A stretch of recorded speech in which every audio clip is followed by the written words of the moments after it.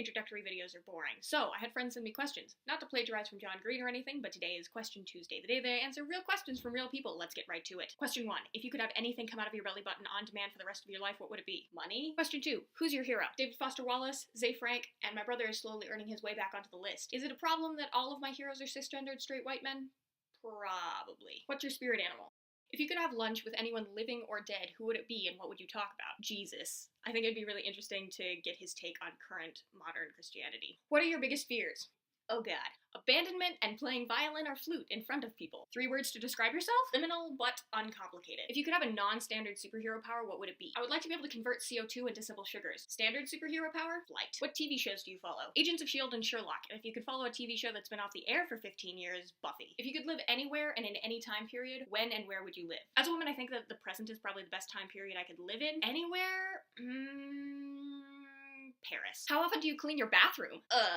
Thanks for the question. Whenever it's my turn, so like once every 3 weeks. Don't you wish we were still dating? We aren't? First pet, cat, or dog? Responsibility really isn't my policy, so probably a goldfish or maybe a houseplant. How do you define God? Hope and a lifting of the spirits. What do you do when you spill red wine on white carpet? Go home, Katie, you're drunk. What do you do when you are the last one in the house and you run out of toilet paper? I swear liberally and then I go get more. If someone handed you $10,000 and told you the only way you could keep it was if you went somewhere, where would you go? I'd probably take a cab home and then figure out how I was going to spend the other $9,980, but I'd probably end up somewhere in Europe. What's your favorite beverage? Unicorn blood. Run away with me? Yes. Boxers or brief? Yes, again. Why are you so awesome? Aww.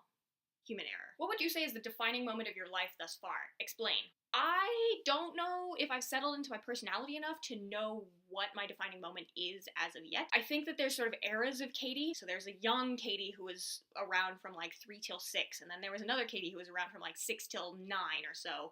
Then there's another Katie from 9 till 12, and then another Katie from 12 until blah, blah, blah, blah, blah, blah, blah. The current Katie started maybe in last September or so. I think that her defining moment is probably when she was told by a coworker that he didn't need to be there for her demos before labs because they were good enough. It embodies the fact that I'm at a stage in my life where I feel the need to have somebody there to tell me that I'm doing okay because I'm so new at being an adult. But the feedback I'm receiving is basically, you are an adult, you don't need me to be here, which is nice to hear. How would you survive a velociraptor attack? I'd probably scream a lot and then I'd rip the animatronic heart right out of that robot. Would you take this quiz? How do you like your eggs? Unfertilized?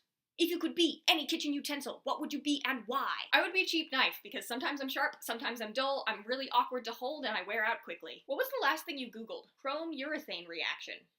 What do you consider your greatest talent? Public speaking. Final answer. What are the 5 major food groups according to which you actually survive on? Peanut butter, rice and beans, parfaits, garlic, and frozen veggies. Most annoying tech-abused abbreviation. Is there such a thing as a not annoying tech-abused abbreviation? Does it bother you that muffin top, ain't, and selfie are now in the OED? Yes, because I feel like including words like selfie in the English language indicates a trivialization of language, but I also realize that that sort of objection is a representation of a kind of privilege because I'm a white kid, which means that I get to dictate what kind of language is acceptable, which is why isn't is the correct word and ain't.